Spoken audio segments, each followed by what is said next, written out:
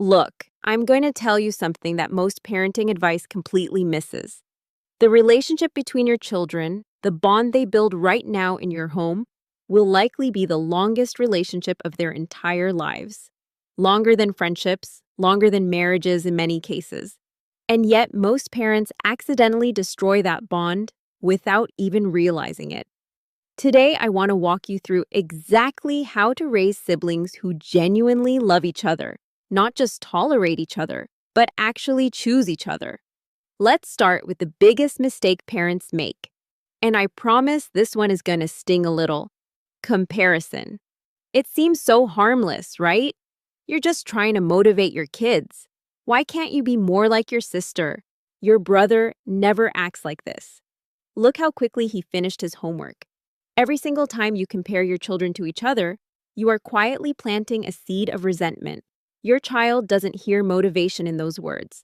They hear that they are not enough, and they begin to associate that feeling of inadequacy directly with their sibling. So the very first thing you need to do is eliminate comparison from your parenting vocabulary entirely. Each child needs to feel seen as an individual, not measured against the person sleeping down the hall. Now, here's something really powerful that almost nobody talks about. How you speak about one child to the other child matters enormously. When your daughter is at school, how do you talk about your son? When your son is at practice, what do you say about your daughter? Kids are listening all the time, and they are building a mental model of how you see their sibling. If you speak with warmth and genuine pride about each of your children when they're not in the room, the other child absorbs that. They start to see their sibling through your eyes. You are literally shaping how they feel about each other with your private conversations. Let's talk about conflict, because this is where most parents make a critical error. When your kids fight, and they will fight, your instinct is probably to jump in and solve it immediately. Stop doing that. When you constantly referee every disagreement, you are accidentally teaching your children two very dangerous lessons. First, that they cannot solve problems without you, and second, that the way to win is to get a parent involved. Instead, give them space to work through small conflicts themselves. Stay nearby, stay calm, but let them navigate it. When they do resolve something on their own, even imperfectly, acknowledge it.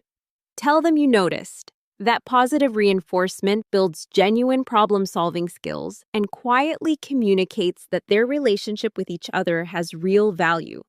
Of course, there's a difference between a small argument and something genuinely harmful. If things escalate into cruelty, name-calling, or physical aggression, step in calmly and immediately. But your job in that moment isn't to pick a winner. Your job is to be a coach. Help each child name what they were feeling.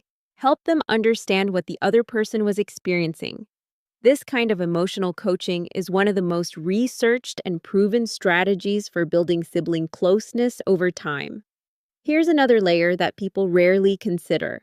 Protect each child's individual identity inside the family. This means resisting the urge to assign permanent labels. The smart one, the athletic one, the funny one. When you lock children into roles, they begin to protect their territory from each other. The child labeled the smart one starts to feel threatened when a sibling does well in school. The athletic one feels competitive when a brother picks up a sport. Labels create invisible competition. Instead, celebrate specific moments and specific actions. You worked so hard on that. That was really creative thinking. This keeps each child's sense of self fluid and expansive rather than fixed and defensive. Now, I want to talk about something that is genuinely underestimated in parenting research: shared experiences and rituals.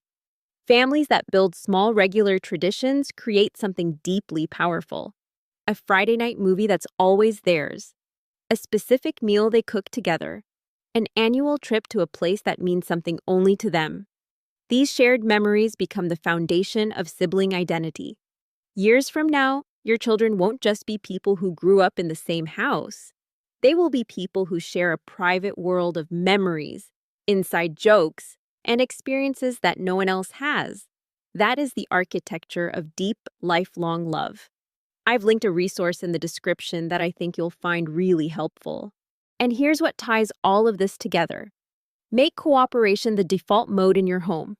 Many families accidentally make everything a competition. Who finishes first? Who gets the bigger piece? Who wins the game? Instead, build in regular moments where your children have to work together toward a shared goal. A family project, a game where they're on the same team, a challenge they solve together. When children experience success alongside each other, when they feel the satisfaction of building something together, their brains literally associate each other with positive emotion. You are wiring closeness through experience. One final thing, and this might be the most important of everything I've said. Model the kind of relationships you want your children to have. How do you handle conflict with your partner, with your own siblings, with your friends?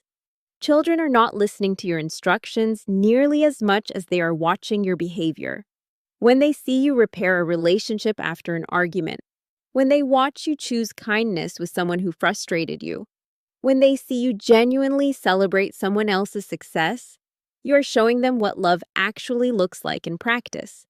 You cannot teach sibling love through rules alone. You have to embody it. The goal here is not a perfect household with zero fighting. That is not realistic and honestly not even desirable.